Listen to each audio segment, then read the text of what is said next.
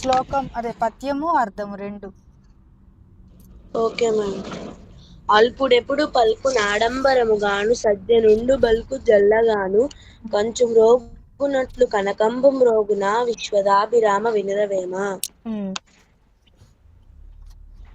బంగారపు శబ్దము కంచు శబ్దం కన్నా తక్కువైనట్లే మంచివారి మాటలు చల్లగాను నీతియుక్తంగాను ఉండి మంచిని పెంపొందిస్తాయి.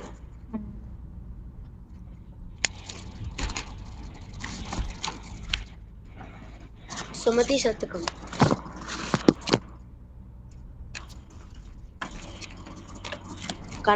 కనకపు సింహాసనమున శునకమును కూర్చుండబెట్ట శుభలగ్నమునన్ వనరగ వట్టము కట్టిన వెనకటి గుణమేలమాన వినరా సుమతి.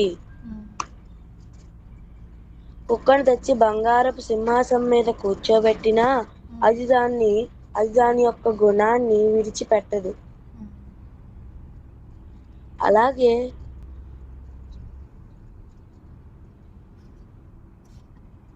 చెడు గుణములు కలిగిన వారికి ఉన్నత పదవులు వచ్చినా తమ నీచతత్వాన్ని వదలరు.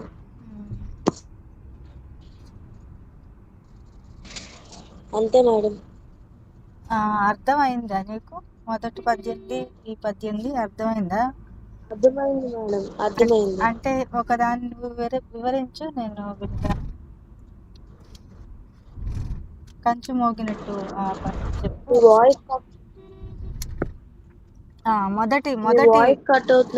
మొదటి పద్యంది చెప్పు.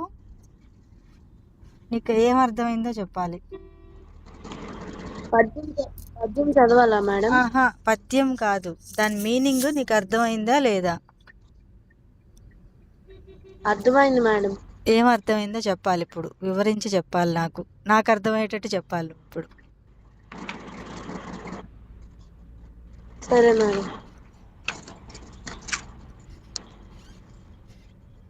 బంగారం పడిపోయినా శబ్దం రాదు మేడం, కానీ కంచు గాని కింద పడితే శబ్దం వస్తుంది, గట్టిగా శబ్దం వస్తుంది.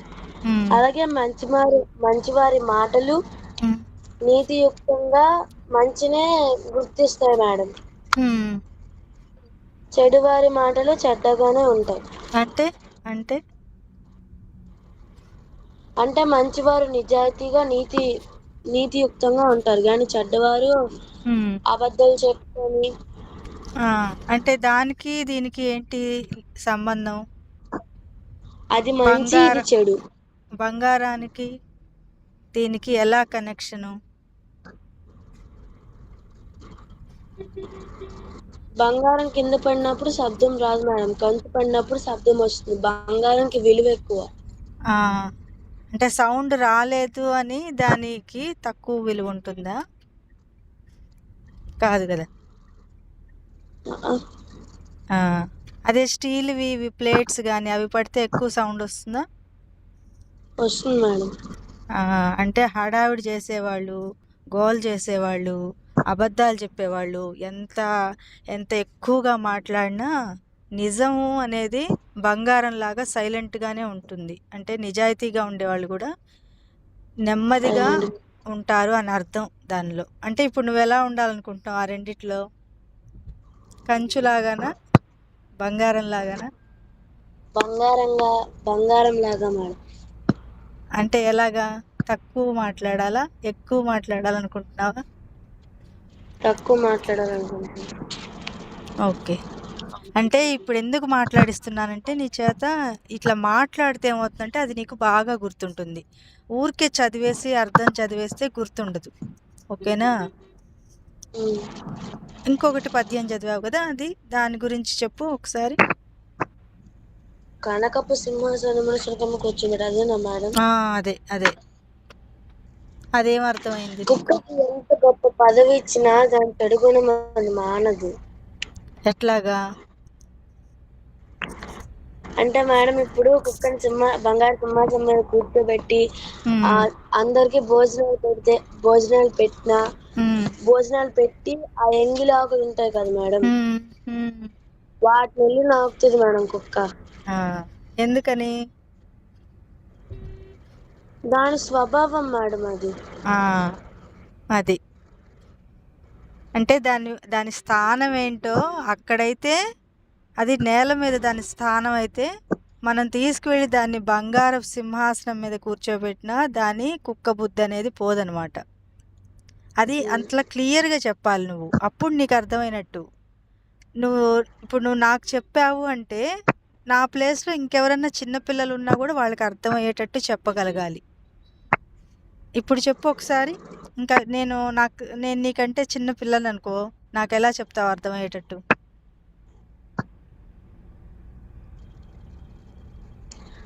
ఒక కుక్కకి ఇచ్చిన దాని కుక్క బుద్ధి అది మారదు. అలాగే చెడ్డ వాళ్ళకి ఎంత గొప్ప పదవి ఇచ్చినా వాళ్ళు చెడు గుణాలు వాళ్ళు మాన్పించుకోలేరు. చెడ్డవాళ్ళు అంటే చెడ్డవాళ్ళు అంటే అర్థం ఏంటి? నీచపు బుద్ధి కల వాళ్ళు, అబద్ధాలు చెప్పేవాళ్ళు, ఎక్కువగా మాట్లాడేవాళ్ళు. బుద్ధిలో తేడా ఉంటుంది. మంచివాళ్ళు చెడ్డవాళ్ళు అంటే మామూలు అందరూ చూడడానికి మనుషుల్లాగానే కనిపిస్తారు, మనుషుల్లాగానే ఉంటారు, మంచి వాళ్ళలాగానే కనిపిస్తారు. కానీ బుద్ధిలో ఎవరికి మార్పు ఉంటుంది, ఎవరిది మంచి బుద్ధి ఉంటుంది, ఎవరిది చెడు బుద్ధి ఉంటుందని బుద్ధిని బట్టి మారుతుంటుంది. అది ఒక్కసారి చదువు దాని అర్థము.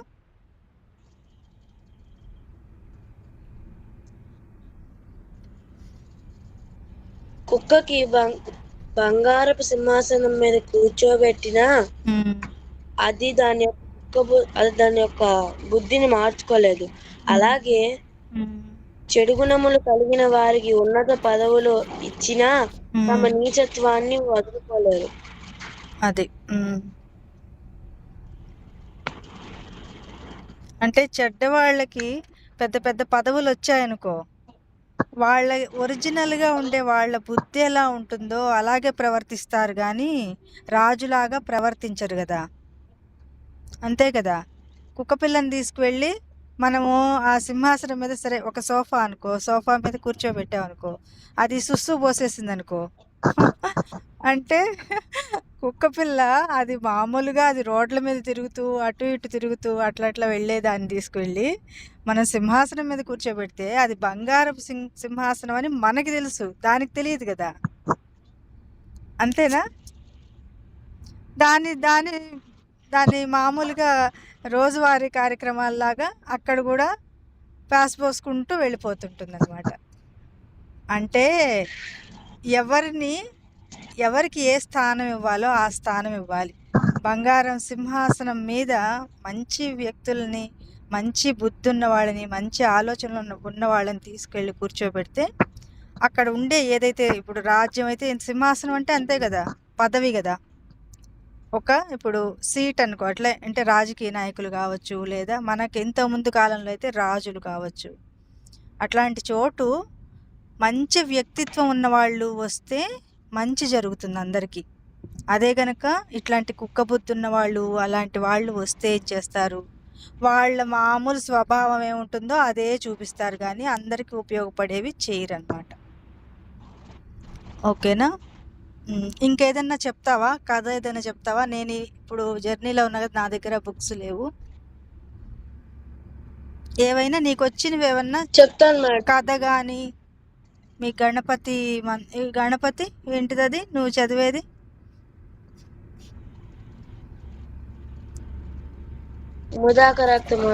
కాదు కాదు, ఇంకొకటి ఏదో పాడతావు కదా, మెమ్మగారు నేర్పించారు అని చెప్పి.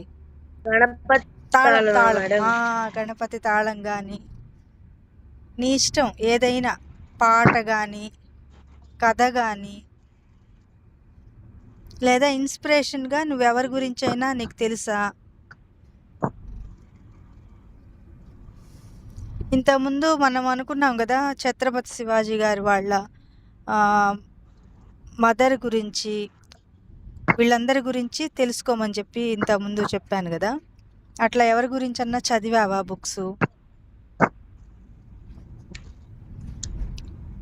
చదవలేదు మేడం. సరే, నీ ఇష్టం ఏదైనా చెప్పు అయితే, నీకు వచ్చినవి ఏవైనా.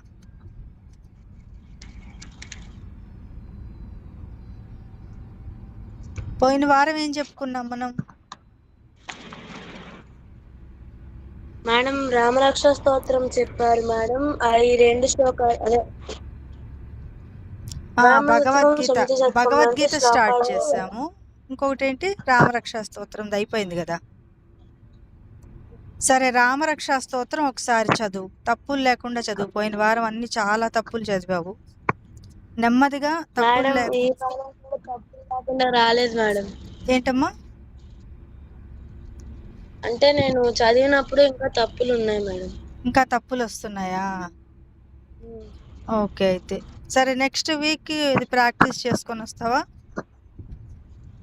మేడం. ఇప్పుడేం చదువుతావు? స్టోరీ చెప్తాను మేడం. చెప్పు. ఎవరిది?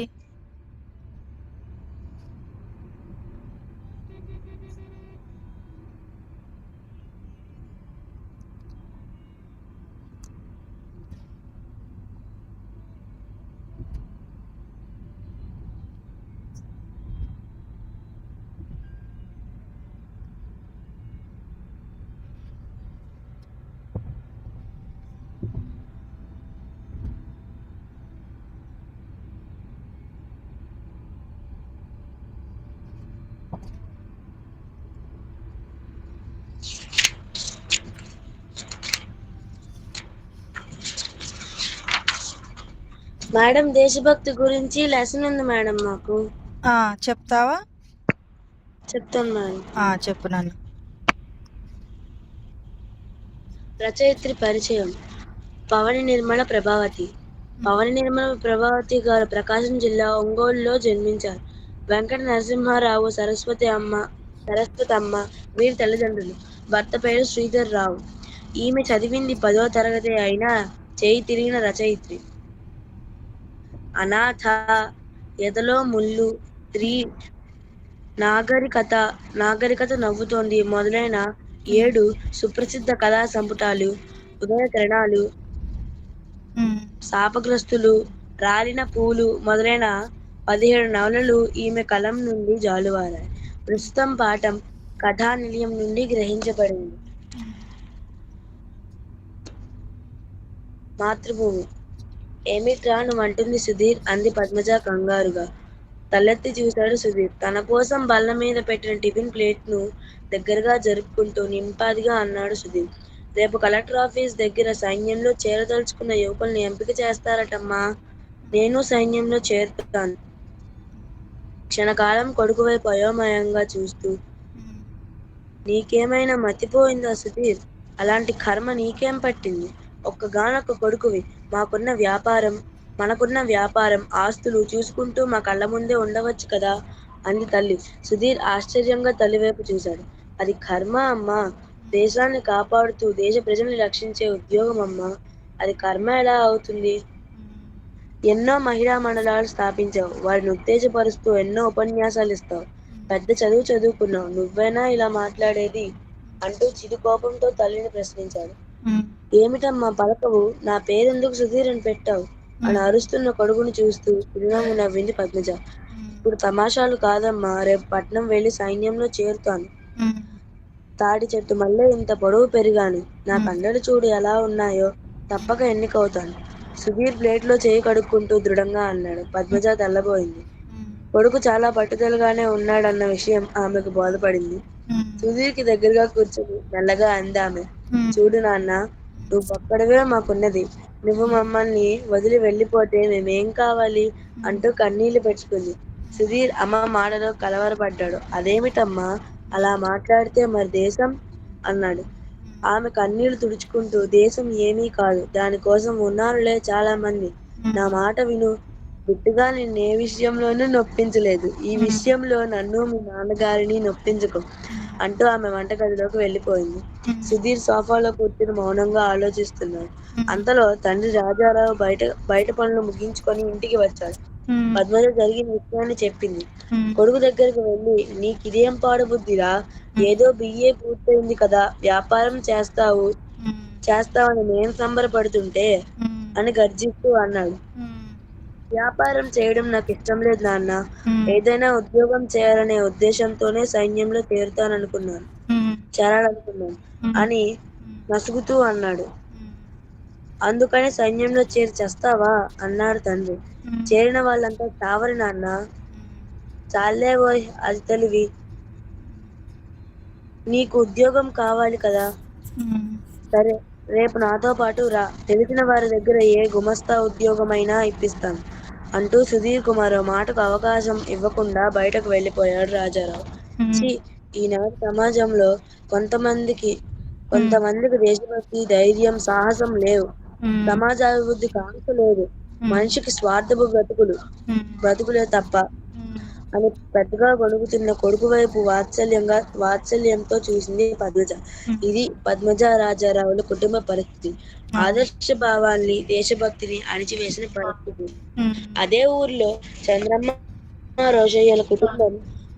వారికి 5గురు సంతానం. వారి పెద్ద కొడుకు వీర వాళ్ళ అమ్మతో మాట్లాడుతూ, నేను రేపు సైన్యంలో చేరుతానమ్మా, మంచి జీతాలు ఇస్తారట అని ఉత్సాహంగా చెప్పాడు. చంద్రమ్మలో ఎంతో వెలుగు. నిజమేనేంట్రా అంది. నిజంగానే అమ్మా, ఇప్పుడే అధికారి దగ్గరికి పోయి మాట్లాడొచ్చాను కూడా. ఆ వివరాలన్నీ చెప్పాడు. రేపు చాలా మందిని సైన్యంలోకి చేరుస్తారట. నేను ఎన్నికవుతానన్నాడు అధికారి. సైన్యంలో చేరితే జీతం వస్తుంది, ఇక్కడికి పంపిస్తాను. ఇంటిల్లపాది తినొచ్చు, నాన్నగారికి ఆసరా లభిస్తుంది. వీటన్నిటికంటే మన దేశానికి సేవ చేసే అవకాశం వస్తుంది కదమ్మా. సంతోషంతో వీర ఈ మాటల్ని చెబుతుంటే చంద్రమ్మ మనసు ఆనందంలో మునిగిపోయింది. చంద్రమ్మకు చుట్టూరా చిమ్మిన చీకటి తొలగిపోయినట్లయింది.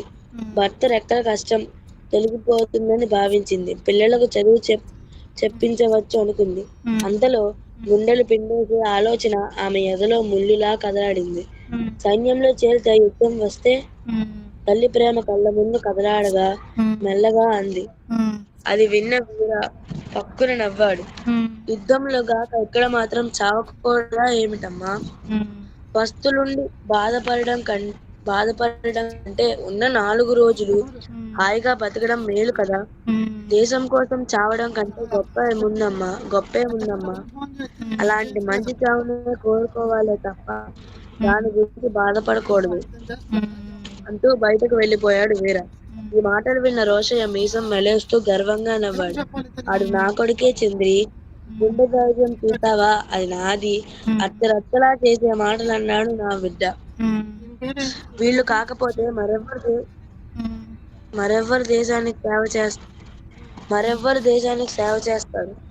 యువకులు దేశం కోసం, ప్రజల కోసం పాటుపడాలి. మన వీర కూడా అలాంటి మంచి పనే చేస్తాడు. కాబట్టి వీరని మెచ్చుకోవాల్సిందే అన్నాడు. ఆ సమయాన చంద్రమ్మకు ఆనందం, దుఃఖం రెండూ కలిగాయి. ఇలా వీరతో పాటు ఎంతో మంది యువకులు సైన్యంలో చేరుతున్నారు. 10 ఏళ్లు గిర్రును తిరిగాయి. సమాజంలో అనేక మార్పులు వచ్చాయి. సుధీర్ వ్యాపారవేత్తగా కొనసాగుతున్నాడు. కానీ దేశానికి సేవ చేయలేకపోతున్నాడనే బాధ అలానే మిగిలిపోయింది. ఆనాటి మంకుపట్టు వదిలి సుధీర్ ఇలా హాయిగా ఉన్నందుకు పద్మజ, రాజారావులిద్దరూ ఆనందించని క్షణం లేదు. వీరు సైన్యంలో చక్కగా పనిచేస్తూ ముగిసిపోయాడు. హిందీ, ఉర్దూ, ఇంగ్లీష్, బెంగాలీ, కన్నడ, తమిళం వంటి 7-8 భాషల్లో అనర్గళంగా మాట్లాడుతున్నాడు. ఇంటికి వచ్చిన ప్రతిసారి తమ్ముళ్లకు, చెల్లెళ్లకు స్వెటర్లు, మంచి బట్టలు, వాచీలు, తల్లిదండ్రులకు బట్టలు కప్పుకునే రగ్గులు తెస్తున్నాడు. వాళ్ళు అతను పంపిన డబ్బులతోనే ఇల్లు కట్టుకున్నారు. ఈసారి వీర సెలవులకు వచ్చాడు. వీర వచ్చిన ప్రతిసారి వాళ్ళ ఇంట్లో పండుగే. తమ కుటుంబ స్థితిని తలుచుకొని వీరతో పాటు తల్లిదండ్రులు కూడా సంతోషపడ్డారు. వీర రాత్రి ఆరుబయట మంచం మీద పడుకొని ఆకాశం వైపు చూస్తున్నాడు. ఆ సమయంలో వీర మనసులో, నా వాళ్ళంతా హాయిగా ఉన్నారు. వాళ్ళకి అన్ని సౌకర్యాలు ఉండేలా చేయగలిగాను. నా కుటుంబం రుణాన్ని నిజంగా తీర్చుకుంటున్నాను. ఇది నాకు ఎంత సంతృప్తిగా ఉందో అనుకుంటూ నిద్రలోకి జారుకున్నాడు. ఈసారి వీర వచ్చిన 3 రోజులకే హైకమాండ్ నుంచి టెలిగ్రామ్ వచ్చింది. యుద్ధ ప్రారంభం కాబోతుంది, వెంటనే రావాల్సిందని. దిగాలు పడిన చంద్రమ్మకు వేరే ధైర్యం చెప్పాడు. తండ్రికి కళ్ళతోనే వీడ్కోలు చెప్పాడు. నవ్వుతూ రైలు ఎక్కాడు. మరి తిరిగి రాలేదు. శబ్దాంజలి సభ వేరే స్వగ్రామంలో పెట్టారు. ఆ సభలో పాల్గొనడానికి సుధీర్, రాజారావు వచ్చారు. ముఖ్య అతిథిగా పద్మజ వచ్చింది. వీర గురించి సభాధ్యక్షుడు చెబుతున్న మాటలు ఆమె హృదయాన్ని పిండేస్తున్నాయి. సభలో పద్మజ మాట్లాడే వంతు వచ్చింది. ఆమె మాట్లాడుతూ, అదే వీరారావు మన గడ్డ మీద పుట్టిన బిడ్డ. దేశాన్ని రక్షించే కార్యక్రమంలో అమరుడవుతాడని మనం ఎవ్వరమూ ఊహించలేదు.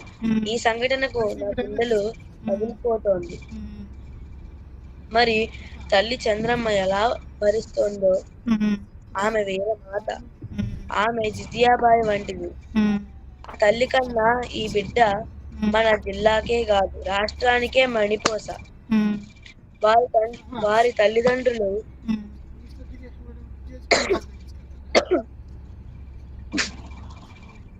వేరే తల్లిదండ్రులను వేదికపైకి పిలిచి వారిని ఓదారుస్తూ వారిలో ధైర్యాన్ని నింపారు. వారికి ఆర్థిక సాయం చేశారు. వారిని అభినందించారు. సభకు వచ్చిన ప్రతి ఒక్కరూ వీర త్యాగాన్ని కొనియాడారు. ఆ రోజు రాత్రి చంద్రమ్మ, రోషయ్యలు మంచము బాధపడ్డారు. రోషయ్య భార్యను ఓదారుస్తున్నారు. చంద్రమ్మ వెక్కి ఏడుస్తుంది. ఆ పెద్దోళ్ళ మాటలు నాకు అర్థం కాలేదు గాని, నా బిడ్డ బతికిన 4 రోజులు మన రుణాన్ని తీర్చుకోవడమే కాదు, దేశ సేవలో మరణించి జనుల గుండెల్లో నిలిచిపోయాడు. నాకు చాలా సంతోషం వేస్తుంది. అంతకంటే గొప్ప ఇంకేముంది అని అంది. తల్లిదండ్రులు తమ పిల్లలు వాళ్ళ కళ్ళ దగ్గర ఉండాలనుకుంటే ఎలా? ఈ దేశాన్ని రక్షించే వారు ఎవరు? సేవ చేసే వారెవరు? మనిషి బతకడానికి తిండి, బట్ట, గాలి, నీరు ఎలా అవసరమో దేశ సేవ కూడా అలా చేస్తే ప్రతి వారికి ఊపిరిగా నిలవాలి. మనం మన రెండో అబ్బాయిని కూడా సైన్యంలో చేరుద్దాం. దేశ రక్షణలో భాగస్వామిని చేద్దామంటూ గుండెల్లోని బరువును దింపుకుంది. గోడ మీద వెలిగిపోతున్న వీర ఫోటోను చూస్తూ నిద్రలోకి జారుకుంది.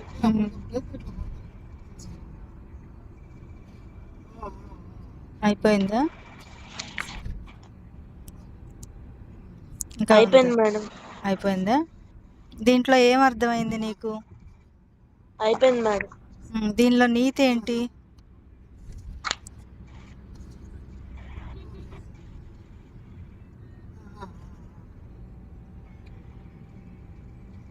దానిలో నీతి ఏంటి ఇప్పుడు నువ్వు చదివిన కథలో? ఉద్దేశమా మేడం? నీతి భావం ఏంటి?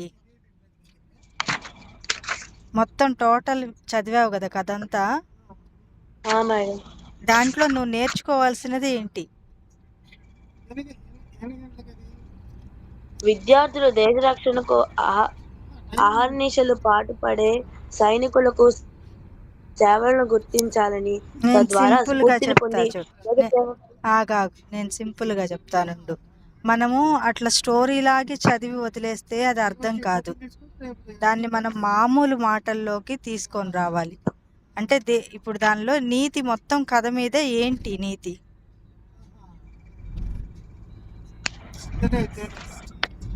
అంటే మనలో ప్రతి ఒక్కరూ సైనికులు అవ్వాలి మేడం, దేశాన్ని కాపాడాలి. అక్కడ దానిలో నీతి ఏంటి అంటే, వాళ్ళు వాళ్ళ బిడ్డని పంపించారు, దేశ రక్షణ కోసం పంపించారు సైనికుల్లాగా. ఒకళ్ళు ఇంకొక ఫ్యామిలీ పంపించలేదు, కానీ ఎవరైతే పంపించారో అలాగా దేశభక్తి కోసము, మన దేశం కోసము మనము కొంత సమయాన్ని, కొంత అంటే ప్రేమని చూపించాలి మన భారతదేశం గురించి అనేది అక్కడ చెప్పారు. మగపిల్లలనైతే పంపించారు, మగపిల్లలనైతే పంపించారు కదా. ఇది మనము నెక్స్ట్ క్లాస్లో నీకు చెప్తాను, నేను చెప్తాను. వాళ్ళు మగపిల్లలనైతే పంపించారు సైనికుల్లాగా, మరి ఆడవాళ్ళైతే ఎలా దేశభక్తిని ఎలా ఎలాగ చూపించాలో నేను నెక్స్ట్ క్లాస్లో చెప్తాను నీకు, సరేనా? Okay madam. శాంతి మంత్రాలు చెప్పేసేనన్న.